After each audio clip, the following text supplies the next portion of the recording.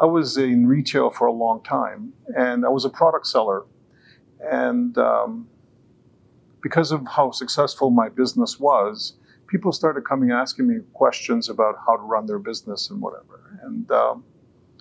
And that just naturally led to, I realized that I'm not just a product seller, I'm a business person.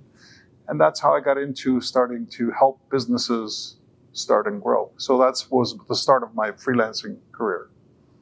So the journey was really an opportunity because I was able to transition my business from a very low price kind of retail to a very exclusive, higher price retail. People were always fascinated how I was able to do that. And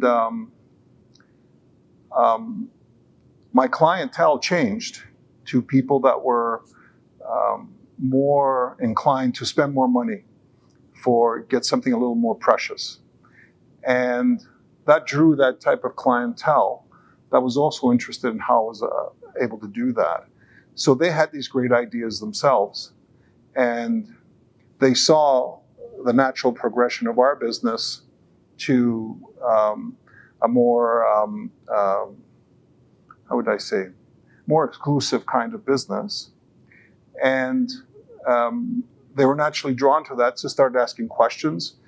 And then, you know what, my education also took a turn. I started doing my MBA at Laurier, and that gave me the structure to be able to explain, other than just by gut feel, what I was doing. And that's how I transitioned and built my business.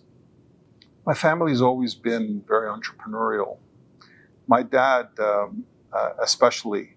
So, and I think the thinking was, why go work for a large company and wait to be promoted when you can build something on your own and manage it yourself?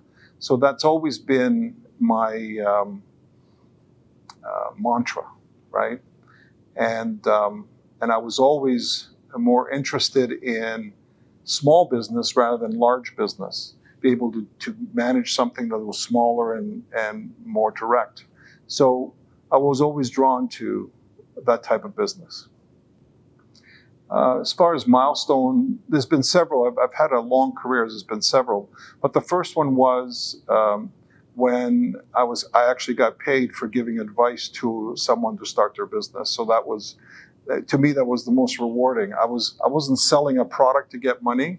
I was selling my ideas and my process, and I got paid for it. And that was really my milestone, first milestone.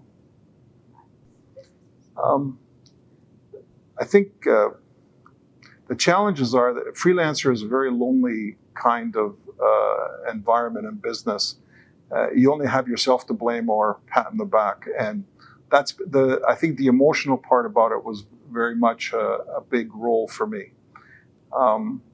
Another challenge was that if you do work for a certain clientele,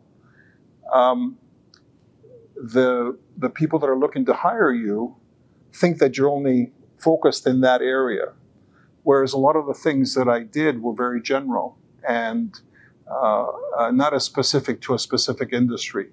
So for example, I helped lots of companies that were in retail, but the same approach that we had in terms of being customer-centric also applied to other businesses. And that was a challenge to be able to explain and try to broaden my clientele. Well, overcoming the challenges was interesting because around the time that I was facing those challenges, technology changed. I was able to get online and speak and talk about my messaging and build a marketing campaign. And even in the early stages of social media and online advertising, I was able to get my foothold in that industry. And I mean, and that's what's drawing me now, because that background now is my major focus is in terms of marketing a great business and getting in front of customers. So that early part was very important for me to set the tone of my business.